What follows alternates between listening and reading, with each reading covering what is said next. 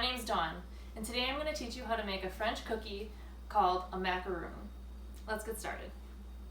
So first you're going to need some equipment and some supplies.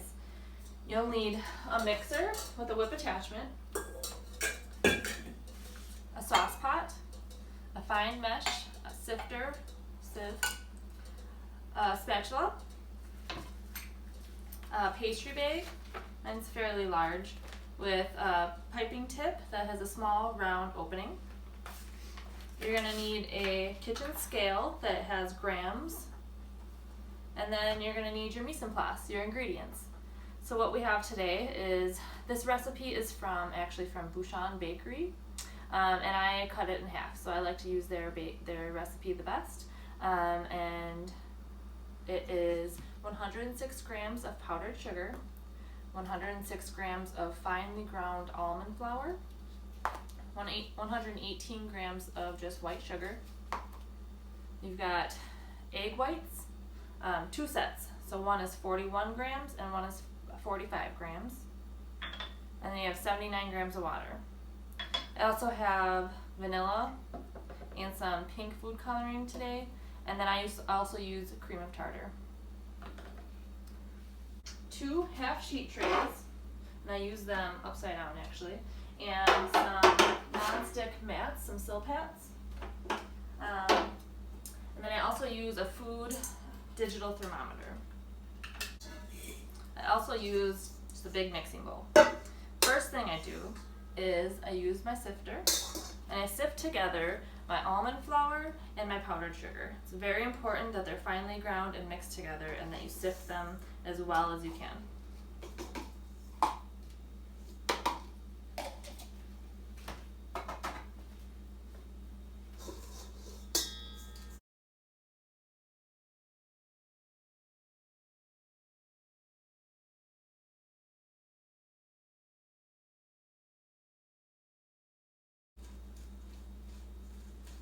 Alright, and I see I still have a little bit of chunks left in here. That's fine, I don't want to use them.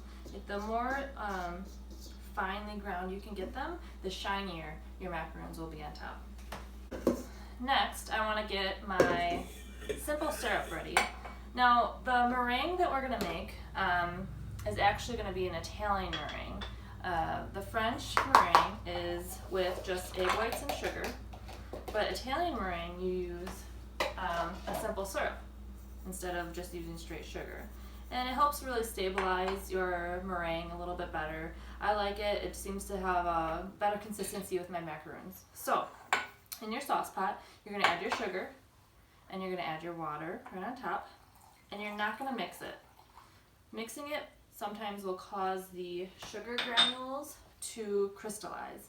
If your simple syrup or your sugar syrup crystallizes, then it'll come out very grainy, and it won't make your meringue whip well. So we want to not agitate it as much as we can. We're going to turn it on to a high heat and put our food thermometer in it until it gets to 248 degrees. So that's hotter than boiling. Boiling is 212, so you want to make sure you don't touch it with your fingers, don't lick it or anything like that. It's very hot. So that's what we're going to do first. Now, while your sugar syrup is heating, I like to start with my egg whites. So you're going to take the 41 grams and add it to your dry ingredients, and the 45 and add it to your mixing bowl. Now, when you make a meringue will froth up. It's basically just whipped egg whites with sugar. And to help it, there's a couple things that help it stabilize and be stronger, and acid is one of those things. So some people like to do a little bit of lemon juice or things like that, but a little tiny bit of cream of tartar actually is another form of acid that helps. So just do a sprinkle of that right in there.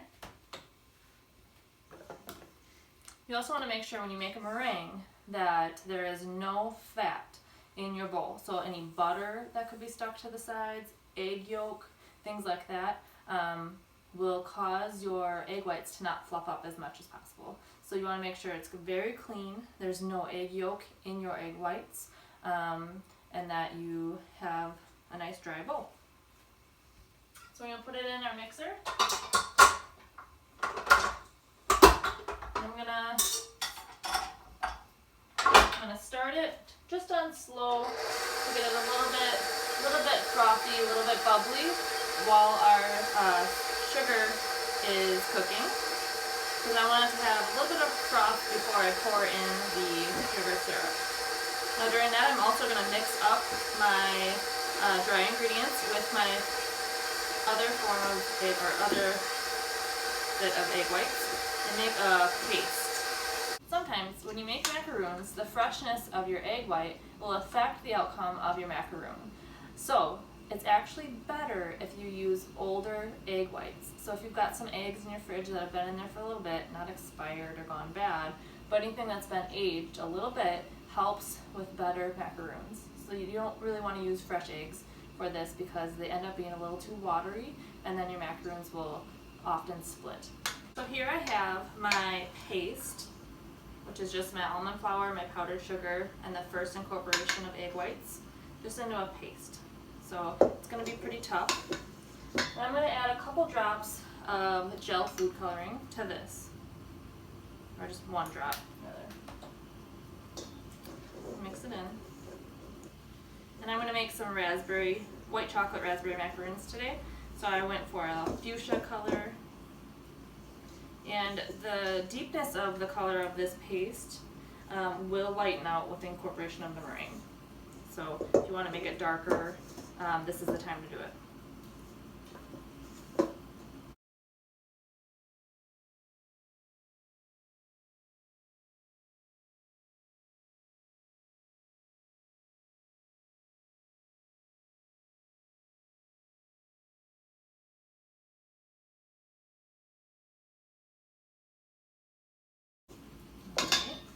Set that aside until we need it with our meringue.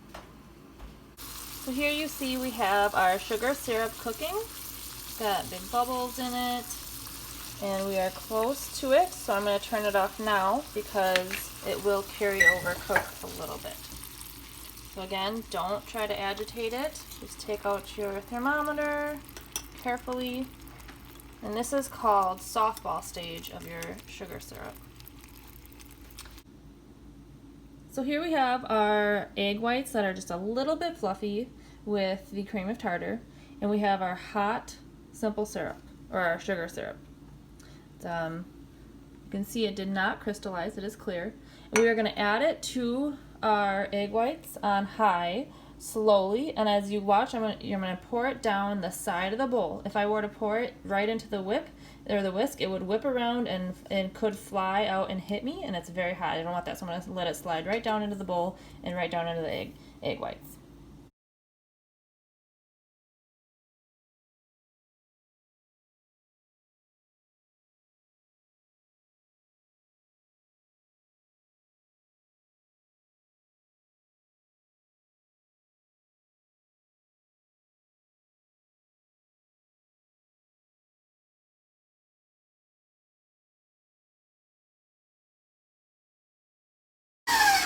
Now I've let my egg whites whip until it comes to a pretty stiff peak. You can see it holds up its peak here.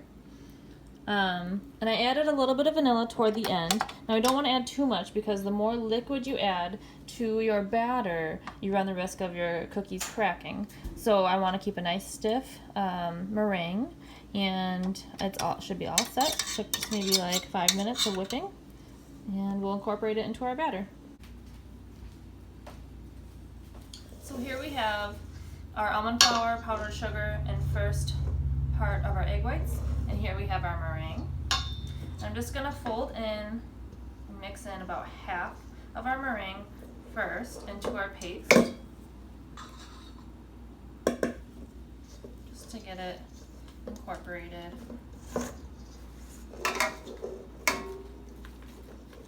And here you don't have to fold too much, but you don't want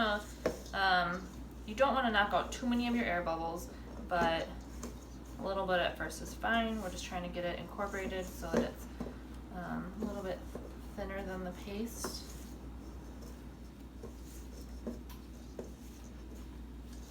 Alright, now Now I'm going to get the rest of our egg whites, or our meringue, into our bowl.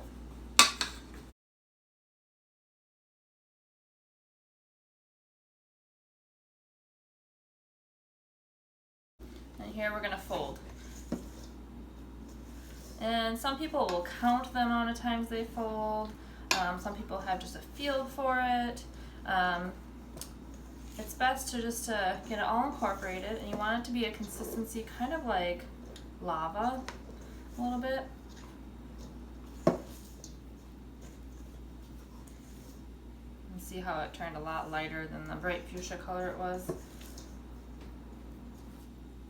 You could continue to add food coloring if you want here, but I don't want to get my batter too wet, so I'm going to keep this color. And now you want to do that until you can kind of make a figure 8 with your batter as it falls. Let's see, I almost could.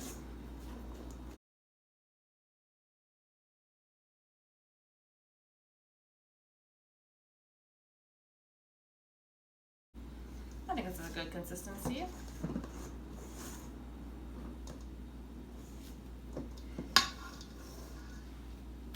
So now here, you're going to put your macaroon batter into your piping bag. And the best way to do this, I think, is to first cut a little tip in your piping bag.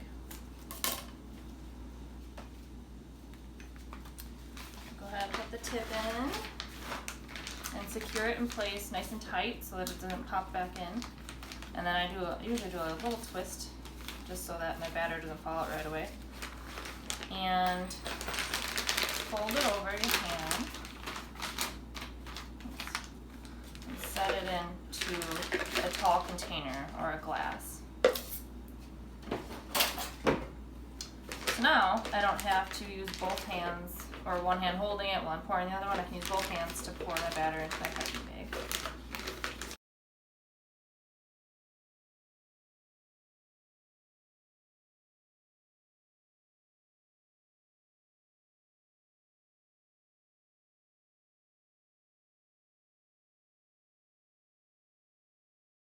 Now from here, you just lift up the sides, and you can, if you want, you can secure this with like a twist tie or something afterwards, but I'll hold it and I'll give it a couple twists. So, and I'm gonna pipe out little even-sized rounds. And you gotta remember that this is a batter that will kind of flow out a little bit. So as you pipe, leave room for each one to kind of settle in and get a little bit larger. Usually count 1, 2, 3, then I'll do like a flick. Or 1, 2, 3, 4, 5, and then I'll do a little flick to pick it up. You want to do straight up and down so that you don't get weird shapes. You want them all to be perfectly round.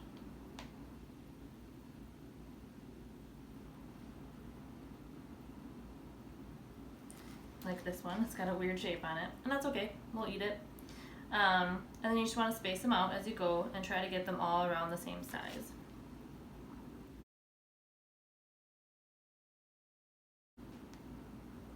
I'm squeezing with my hand at the top and just guiding with my hand at the bottom.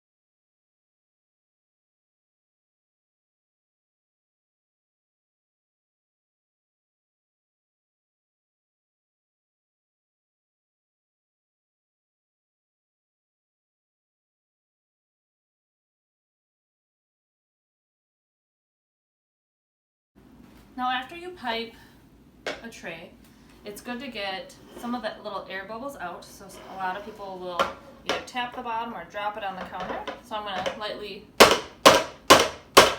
tap, and you can see some of the bubbles kind of popping out.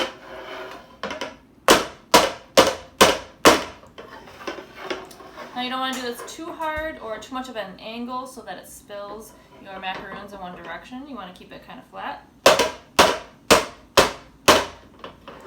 And then set them aside.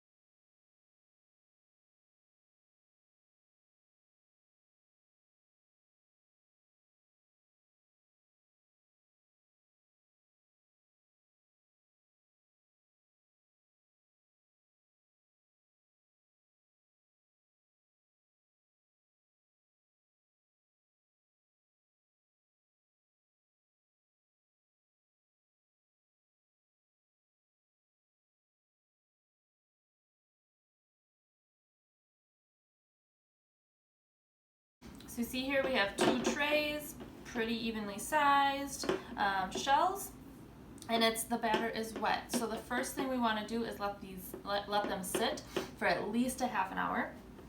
The macaroons will start to form kind of a shell on the outside that dries out, and you'll know you're ready to start baking when you can touch the macaroon and the batter does not stick to your finger.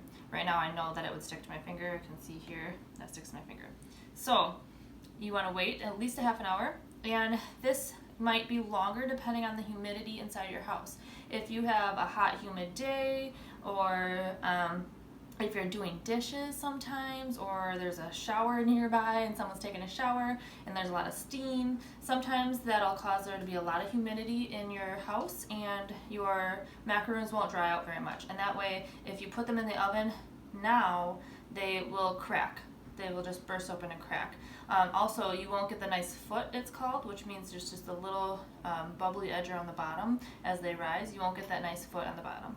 So the best thing to do is let them sit at least a half an hour, and you can check them after that. Now you can see here I can touch the top and it doesn't stick to my finger. I don't want to push too much, I don't want to do that, but I can touch the top of it and it doesn't stick. So that means these are ready to go in the oven. So you're going to bake these in an oven at about 325, or even a little bit lower sometimes, to kind of get a feel for what your oven does best. But 325 is a good number for about 15 minutes. And here you can see they've cooled a little bit, and when they baked, they rose just a little bit, and that's on the bottom. That's called the foot. And that's how you want your macarons to turn out. Nice and smooth on the top, not too tall, and a little foot on the bottom. So here we are with some of our macaroon shells. As you can see, they match up. You want to find each one to have a match and just put them together. Match them up before I fill them.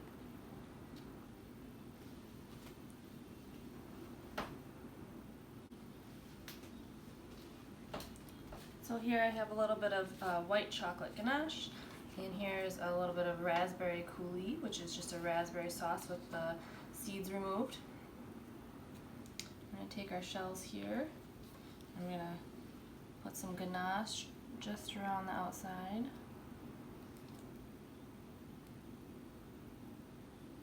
Like that.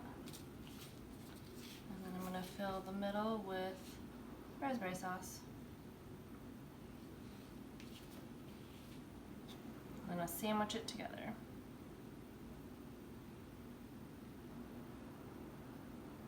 There you go. You have a perfect little macaroon.